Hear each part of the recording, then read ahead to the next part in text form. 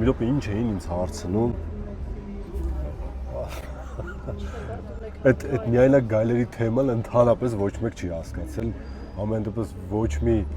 կոմենտ գրող, ոչ մի նամակ գրող, բացարձակապես 0։ Տպավորությունը հենց է, որ ես ասում աղբեր ջան, այդ միայնակ գայլերը ուժեղ դեմքեր են, մենք էլ իրանցից վախում ենք, եկեք ազատվենք էլ իրանք։ Ժողովուրդ, նա դες հիասթափեցնեմ էլի։ Թիմում միայնակ գայլերը տեղ չունեն, էլի կրկնեմ։ Ու հիմա ով ուզում է նայի, ուզում է հասկանա ինչ եմ ուզում ասեմ, թող նայի։ Ով չի ուզում հասկանա իր պատրանքների մեջ, բացարձակ թերթ եք խնդրում, ասես վերև եք անում, բրցնում եք այս թեմայից։